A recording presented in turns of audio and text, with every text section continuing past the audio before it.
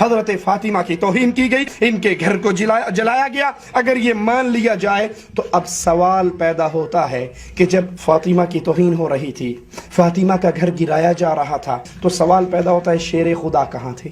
بہادر حیدر کرار کہاں تھے؟ وہ طاقتوں والے کہاں تھے؟ علی نے اپنی بیوی فاطمہ کا حق کیوں نہیں دلوایا؟ میری ماں پر کوئی بولے میں نہیں ٹھہرتا، تیری ماں پر کوئی بولے تو نہیں ٹھہرتا، کسی اور کی ماں کو کچھ کہے وہ غیرت اور جلال میں آ جاتا ہے۔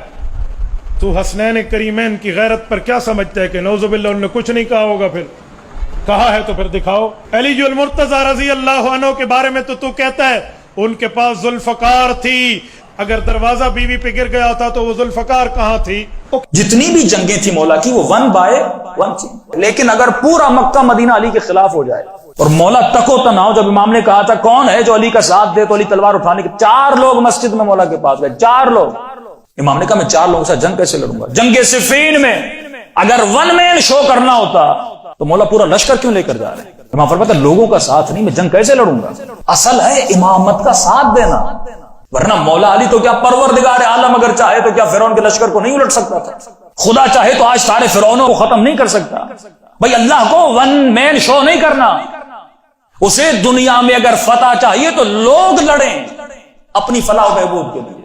اس وقت بہترین کام یہ تھا کہ لوگوں کا اصلی چہرہ دکھایا جائے، اور وہ چہرہ دکھانے کے لیے بیسٹ آپشن تھا کہ جناب سیدہ دروازے پر جائے، تاکہ تاریخ میں آنے والوں کو پتا چلے انہوں نے نبی کی بیٹی کا بھی احترام نہیں کیا۔ اگرچہ اہل حدیث اور غلام عثمان زہری اس روایتوں کو صحیح سمجھتے ہیں اور الٹا وہ تعویل کرتے ہیں کہ اس میں تو حضرت فاطمہ کی بڑی شان بیان ہو رہی ہے کہ بھئی خلافت کے لیے مشورے حضرت فاطمہ کے گھر ہوتے تھے، تو جا کے حضرت عمر نے دھمکی لگائی، وہ شان کو لے کے بیٹھے ہوئے ہیں، ان کو یہ نہیں پتا کہ حضرت فاطمہ کو کس کیپیسٹی میں حضرت عمر دھمکی لگا سکتے تھے۔ ان کے باپ تھے، وہ تایا تھے، کیا تھے، اسی کیپیسٹی میں بھی نہیں تھی بنتی۔ پھر ہم تو ڈنگے کی چوٹ پہ کہیں گے کہ جو بندہ اس روایت کو صحیح مانتا ہے اس کو ماننا پڑے گا کہ حضرت عمر نے حضرت فاطمہ کی توہین کی ہے اور اس کی وجہ سے رسول اللہ کا دل دکھا ہے۔ دیکھیں اختلاف رائے اپنی جگہ ہے، ان کو پتہ نہیں کتنا خطرناک کھیل کھیل رہے ہیں۔ میں نے یہ کاغذ قلم کے بارے میں صاف کہہ دیا نا کہ حضرت عمر نے جو کچھ کیا غلط۔ ابن حزم جیسے کہتے ہیں کہ انہوں نے بہت بڑی خطا کی ہے، انہیں کیا حق تھا؟ حضور لکھوانا چاہتے لکھوانے دیتے۔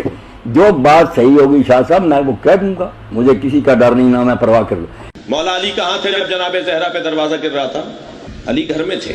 میرے چھٹے امام فرماتے ہیں مولا علی کو بلایا نبی نے، کہا یا علی جبریل آئے ہیں اور اللہ نے تمہیں سلام کہا ہے۔ فرمایا علی تمہیں اللہ نے پیغام یہ بھیجا ہے کہ تمہاری زوجہ پر تمہارے سامنے ہاتھ اٹھایا جائے گا، تمہیں تلوار نہیں اٹھانی۔ راوی کہتا ہے مولا کی آنکھوں میں آنسو آ گئے اور نبی کو دیکھ کے فرمایا اللہ اور اللہ کا نبی جس پہ راضی ہے اس پہ علی راضی ہے۔ حضرت عثمان پر بھی حملہ ہوا تھا، اور حملہ کرنے والا کون ہے؟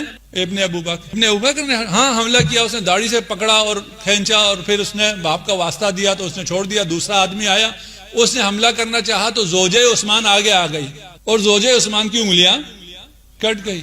اچھا، آپ کی بیوی پر حملہ ہو رہا ہے، انگلیاں کاٹی جا رہی ہیں، مارا جا رہا ہے، کیا ہو گیا تھا عثمان کی غیرت؟ آپ ہمیں کہتے ہیں نا، تو کیا ہو گیا تھا؟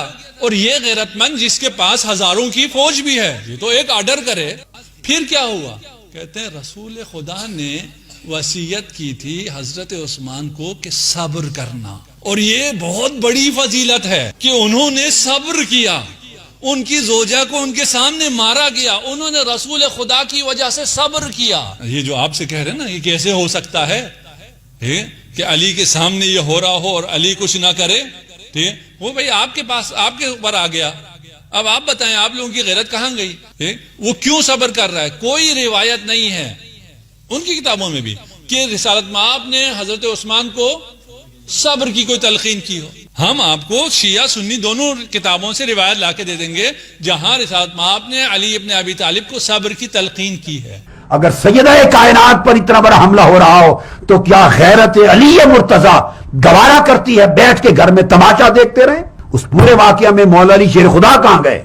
ہے جو کلمہ گو ہیں وہ اصحاب جو رسول خدا جب وضو فرمایا کرتے تھے تو وضو کا پانی زمین پر گرنے نہیں دیتے تھے، اس کی بیٹی سے ان کی رحلت کے فوراً بعد یہ ستم اور یہ سلوک ہو، یہ ممکن ہی نہیں ہے۔ اگر کچھ نے کیا تو باقی خاموش رہیں، یہ بھی ممکن نہیں ہے، یہ نہیں ہو سکتا۔ ہم بھی یہی کہتے ہیں کہ یہ نہیں ہو سکتا۔ یہ کیسے ہو سکتا ہے؟ یہ کیسے کلمہ گو ہیں؟ لیکن ایسا ہوا ہے، اسی بات کا تو رونا ہے۔ آیا یہ نقل نہیں ہوا؟ تاریخی کتابوں میں یہ واقعات نہیں آئے؟ تاریخی کتابوں میں درج ہیں۔ جناب سیدہ کا خطبہ عیناً یہ موجود ہے، فریقین میں موجود، سنی شیعہ دونوں نے اسے نقل کیا ہے۔ آپ کہتے ہیں یہ نہیں ہو سکتا، اس سے پہلے بھی کبھی ایسا نہیں ہوا۔ تمام امتوں میں یہ کام ہوا ہے۔ بنی اسرائیل کو ویژول معجزات ملے تھے، ان ویژول تمام معجزات کو دیکھنے کے بعد جب حضرت موسیٰ 30 دن کے لیے گئے، 30 دن بعد واپس نہیں آئے، 31واں دن 32واں دن یہ سب کے سب مشرک ہو گئے، گوسالہ پرست ہو گئے۔ حضرت موسیٰ کے سارے اصحاب یہ سارے معجزات دیکھنے کے بعد کیسے ہو سکتا ہے؟ نہیں ہو سکتا، لیکن ہوا ہے۔